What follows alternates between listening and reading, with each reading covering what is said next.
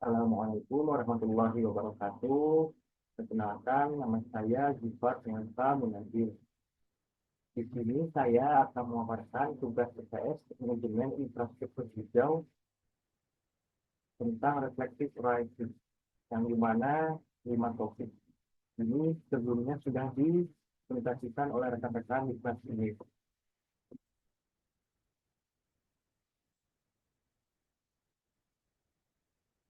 Pada pembelajaran pertama atau pada topik pertama ini menerangkan tentang konsep green infrastructure, di mana kami mempelajari berbagai definisi, teori, jenis, dan tujuan dari green infrastructure. Berdasarkan definisinya, menurut peneliti Ernest Nahon tahun 2006, jaringan infrastruktur hijau merupakan sistem kawasan alami dan ruang terbuka yang saling terkait dan menjaga nilai ekosistem, menjaga kondisi udara dan air, serta memberikan manfaat bagi penduduk dan makhluk hidup lain. Jaringan infrastruktur hijau yang terbentuk dapat menjadi suatu framework untuk pembangunan ke depan dan sebagai bagian dari konservasi lahan yang dapat mengakomodasi pertumbuhan penduduk. Sembari tetap menjaga kelestarian sumber daya alam dan perkembangan sekitar publik. Jaringan infrastruktur hijau pun memiliki beberapa tujuan, di antaranya menginspirasi masyarakat untuk melindungi lingkungan alam yang penting bagi kelangsungan hidup selanjutnya, menemukan jaringan hubungan dari lahan alami dan air guna memperoleh manfaat sebanyak mungkin bagi kehidupan, kemudian menerapkan pentingnya kesempatan untuk melindungi aset alami melalui upaya konservasi dan strategi pengembangan ekonomi yang terintegrasi, dan dengan menerapkan proses tersebut, keberlangsungan sumber daya lingkungan di masa yang akan datang akan tetap terjaga. Selain tujuan dari green infrastructure, saya mempelajari manfaat dari green infrastructure yang dapat dilihat dari aspek lingkungan, sosial, budaya, dan ekonomi. Manfaat lingkungan dari infrastruktur hijau meliputi pengolahan kualitas air dengan menghilangkan polutan, kemudian mitigasi banjir, melindungi kesehatan manusia dan ekologi, menyediakan sumber air untuk digunakan kembali, kemudian meningkatkan keamanan dan ketahanan air, serta mengurangi permintaan akan sumber air lainnya. Kemudian penghijauan kota dengan hati dan kualitas infiltrasi untuk air tanah. Manfaat sosial budaya yang terpenting infrastruktur hijau meliputi meningkatkan kesejahteraan dan kesehatan manusia, pendinginan iklim mikro, kota, dan bangunan, menyediakan fasilitas untuk flora dan fauna. Selanjutnya, manfaat ekonominya dari infrastruktur hijau meliputi naiknya harga properti dan menghindari biaya untuk perbaikan dan infrastruktur abu-abu di masa depan. Dan potensi manfaat ekonomi dari tanaman yang dipanen untuk produk atau pangan. Dalam pembelajaran ini, kami mencari referensi studi kasus penerapan green infrastruktur di dalam negeri dan di luar negeri. Ada beberapa contoh. Yang pertama di dalam negeri yaitu kasus tentang menara BCA Jakarta, dan di luar negeri ada kompetisi construction in China yang berjudul A Survey of the Challenge on and Opportunities. Kemudian yang topik selanjutnya yang dibahas yaitu tentang green is the new gray. Pada minggu kedua ini kami mempelajari mengenai green is the new gray. Kami mengkaji beberapa poin yang berhubungan dengan green is the new gray, di antaranya peralihan dari infrastruktur abu-abu tradisional ke infrastruktur hijau menurut perspektif global. Peralihan dari infrastruktur abu-abu tradisional ke infrastruktur hijau menurut perspektif nasional, keunggulan infrastruktur hijau dibandingkan infrastruktur abu-abu, dan kasus kegagalan proyek infrastruktur hijau. Peralihan dari infrastruktur abu-abu tradisional ke infrastruktur hijau menurut perspektif global. Andrew Steele yang merupakan presiden dan CEO World Resources Institute mengatakan bahwa infrastruktur ramah lingkungan atau infrastruktur hijau bisa lebih murah dan lebih tangguh dibandingkan dengan infrastruktur abu-abu, dan hal ini dapat menghasilkan manfaat besar melebihi apa yang diukur dalam neraca keuangan. Para ahli bersama-sama menunjukkan bahwa pergeseran ke infrastruktur hijau adalah suatu keharusan mendesak dalam menghadapi tantangan lingkungan global. Hal ini melibatkan adopsi teknologi terbaru kebijakan yang bijaksana, dan keterlibatan aktif dari semua sektor masyarakat untuk menciptakan masa depan yang berkelanjutan bagi planet ini. Beberapa hal penting dari perspektif global mengenai pergeseran dari infrastruktur abu-abu ke infrastruktur hijau antara lain perlindungan lingkungan dan kehidupan makhluk hidup, penanggulangan perubahan iklim, konservasi sumber daya, mengurangi ketimpangan sosial, keamanan energi dan kemandirian, komitmen global terhadap pembangunan berkelanjutan, dan menghadapi tantangan urbanisasi. Kesimpulannya, perubahan konsep infrastruktur ini merupakan tanggung jawab bersama yang memerlukan kerjasama antara pemerintah, sektor swasta, masyarakat, dan individu.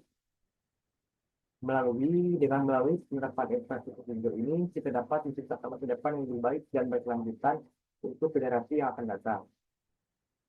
Kemudian, untuk peralihan dari infrastruktur abu-abu ke infrastruktur hijau, menurut perspektif nasional dapat dijelaskan bahwa pemerintah Indonesia gencar melakukan pembangunan infrastruktur hijau, salah satunya untuk mencapai target net zero emission pada tahun 2060 mendatang. Indonesia berkomitmen untuk mengurangi emisi sebesar 31,9% pada tahun 2030 dengan kapasitas nasional dan sebesar 43,2% dengan dukungan internasional. Kemudian kami mempelajari beberapa keunggulan infrastruktur hijau dibandingkan dengan infrastruktur abu-abu antara lain yaitu aspek lingkungan, di mana infrastruktur hijau memanfaatkan alam untuk memberikan manfaat bagi manusia, seperti perlindungan banjir, pangan transisi, dan perlindungan pada hati. Infrastruktur hijau juga dapat membantu mengatasi perubahan iklim. Kemudian dari aspek sosial, infrastruktur hijau dapat meningkatkan kualitas hidup, menciptakan lapangan kerja, dan meningkatkan nilai properti lokal. Dari segi aspek ekonomi, dengan mengurangi aktivitas lokal dan perendahan permukaan bangunan, infrastruktur hijau mengurangi permintaan perlindungan bangunan, sehingga mengurangi kebutuhan energi.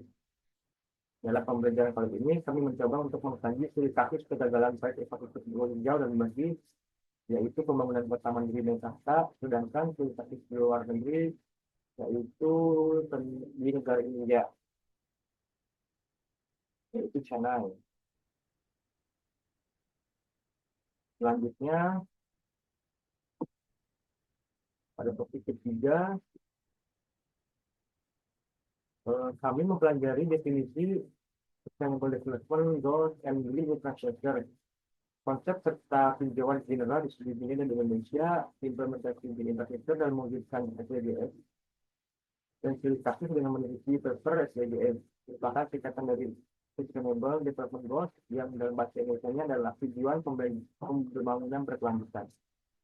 Sustainability adalah kemampuan untuk menjaga integritas suatu entitas dari waktu ke waktu. Basiago 1998. Sementara dalam praktik dan kosakata akademis, konsep tersebut diterapkan untuk mempromosikan lingkungan sosial, ekonomi, dan ekologi yang sehat bagi masyarakat manusia. Millennium MBA 2013. Istilah keberlanjutan didefinisikan sebagai pembagian sumber daya yang efisien dan adil dari generasi ke generasi untuk mengoperasikan kegiatan sosial ekonomi dari ekosistem terbatas. Organ, Storage, and Product Union. Pembangunan keberlanjutan atau sustainable development merupakan prinsip pencapaian pembangunan manusia, sementara pada fase yang sama mempertahankan sistem alam untuk memberikan masukan bahwa masyarakat bergantung pada alam dan sumber daya dan lebih dalamnya. Dari 2006. SDGs merupakan komitmen global dan nasional dan upaya untuk mensejahterakan masyarakat mencakup 17 tujuan.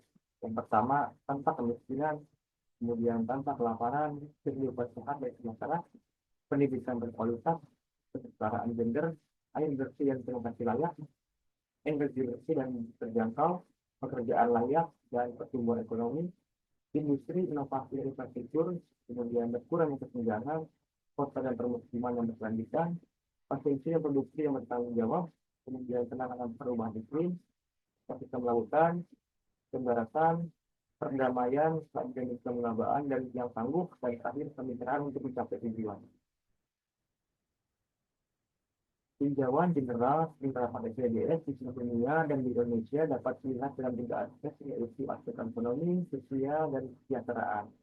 Implementasi Green Infrastructure dalam mewujudkan SDGs dapat diimplementasikan dalam beberapa goal SDGs, yaitu yang pertama akses atas energi yang terjangkau, reliable, berkelanjutan dan modern. Kemudian meningkatkan pertumbuhan ekonomi inklusif dan berkelanjutan.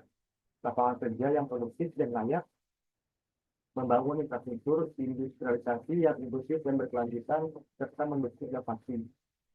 Itu berkelanjutan keseimbangan dan peningkatan global. Kemudian dalam topik ini kami juga memiliki paper yang menjadi infrastruktur roadmap toward sustainable development. Kawan Kumar, full Lisbon Kaur, hampir tahun. Dalam paper ini menyoroti pentingnya investasi dan infrastruktur hijau di India untuk mendukung pencapaian SDGs, khususnya dalam aspek lingkungan, sosial, dan ekonomi. Penelitian ini membahas berbagai inisiatif, yaitu yang dilakukan di India, seperti program aksi nasional untuk perubahan iklim, atau NGCP yang terbagi dalam beberapa misi seperti misi India hijau, misi pertanian berkelanjutan, dan misi habitat berkelanjutan. Program ini berfokus pada pelestarian lingkungan, pengelolaan sumber daya air, dan pengembangan energi terbarukan, serta bertujuan untuk mengurangi emisi karbon dan meningkatkan daya tahan terhadap perubahan iklim. Selanjutnya, paper yang berjudul paper yang berjudul di Universitas Sumatera Utara, atau itu menyoroti upaya implementasi infrastruktur hijau dan proses kampus. Program sebelum kampus yang dimulai tahun 2017 bertujuan untuk mengurangi dampak pemanasan global melalui praktik pengelolaan dan pelestarian lingkungan. Fokus utama adalah pengembangan jalur berjalan kaki ramah lingkungan yang menghubungkan berbagai area kampus untuk mendorong mobilitas berkelanjutan. Pun sudah mendapat beberapa tantangan dalam hal ini,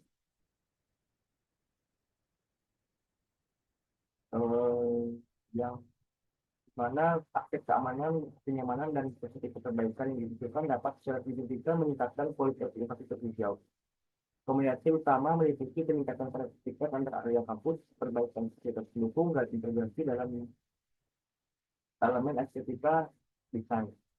Dengan implementasi yang tepat, infrastruktur hijau dapat menjadi katalis dalam mewujudkan kampus yang ramah lingkungan.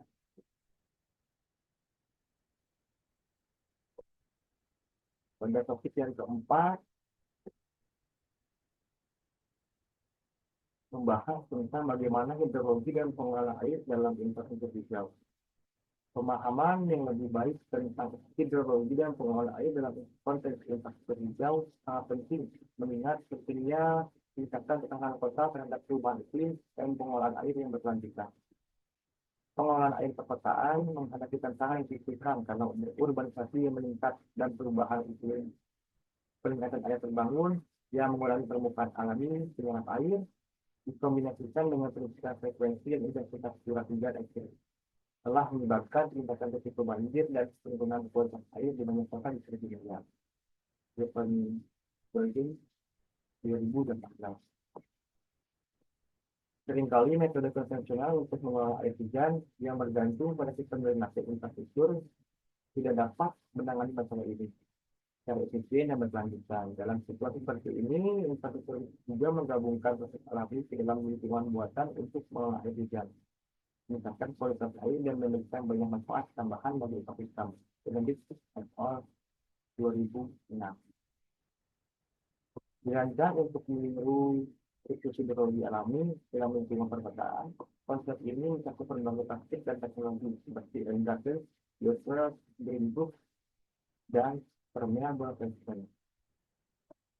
Rain gardens atau taman hijau adalah area lingkungan yang dangkal ditanami tanaman tertentu dan dirancang untuk menyerap serta menyaring air hujan dari permukaan yang tidak dapat menyerap air, seperti atap, aspal, atau trotoar.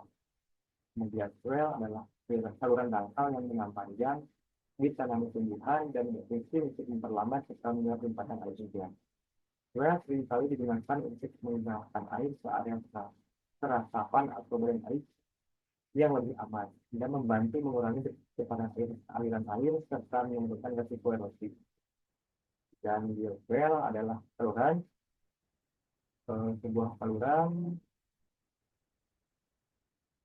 yang mirip dengan swale tetapi dirancang khusus untuk meningkatkan filtrasi dan pembuangan polutan dalam air hujan.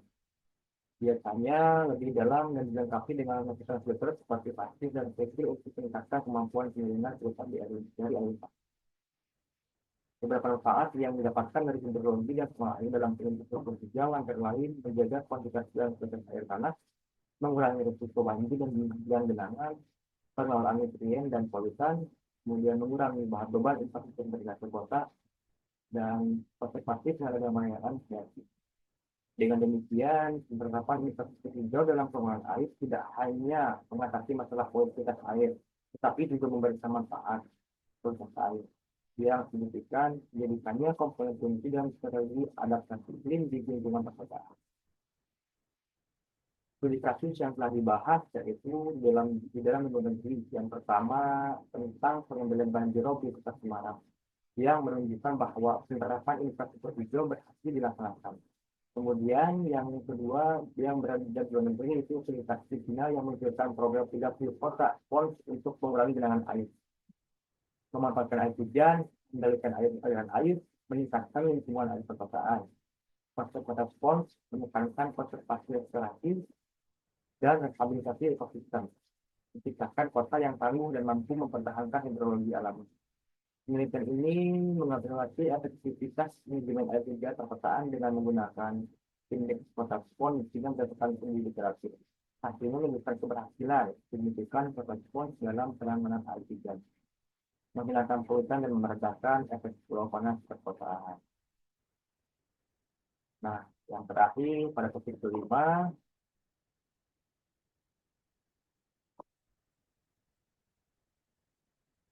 yaitu tentang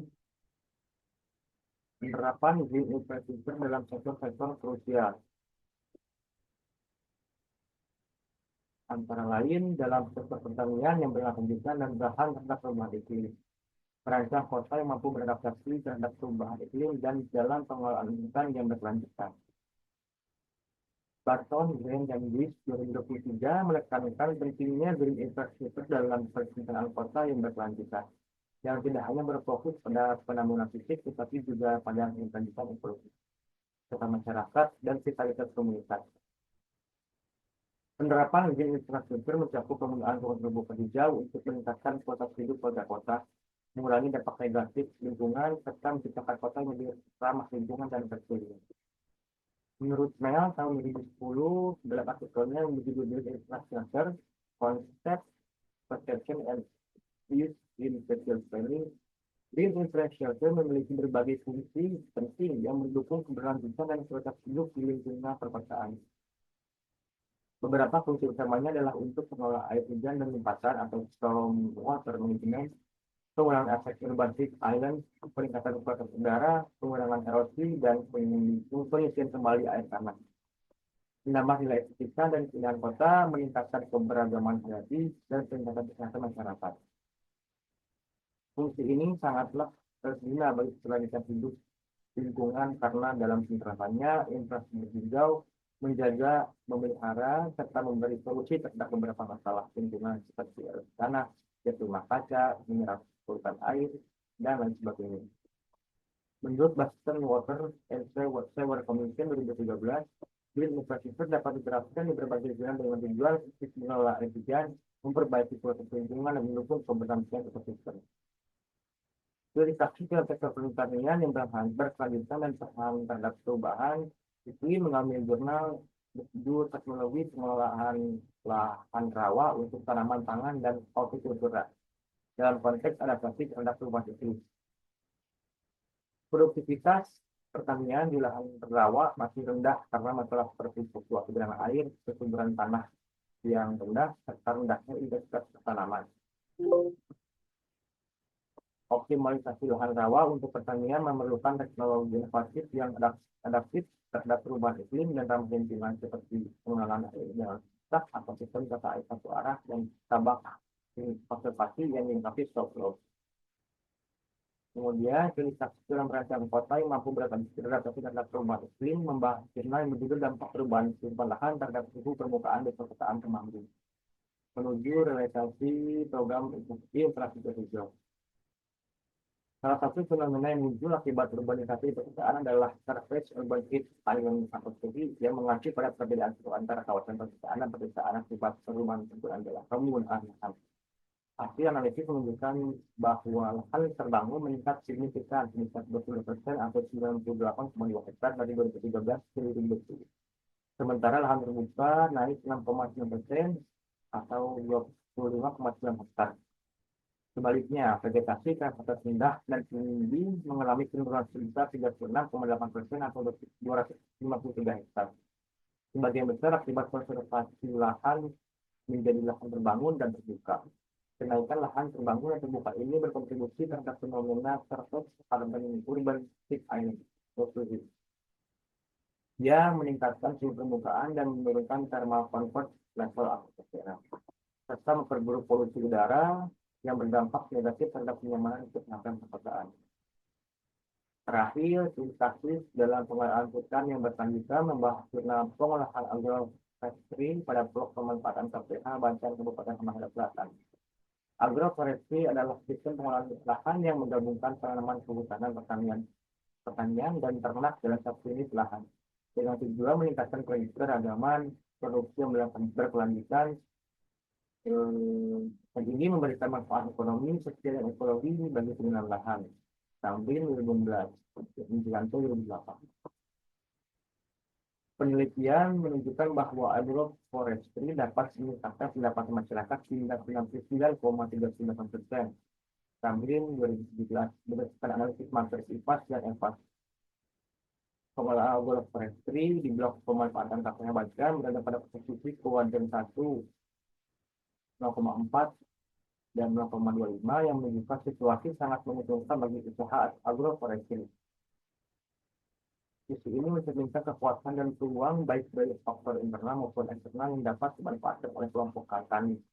Namun agroforestry di Halmahera Selatan masih dilakukan secara tradisional dengan produksi yang fluktuatif, ada yang tidak stabil, generasi pemasaran yang panjang.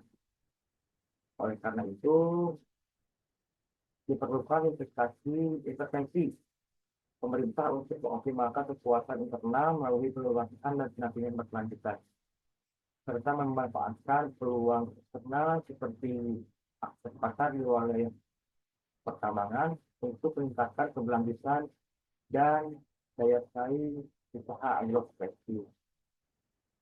Yang bisa saya sampaikan, jadi ini merupakan data yang saya gunakan. Maaf bila ada kekurangan. Terima kasih. Assalamualaikum warahmatullahi wabarakatuh.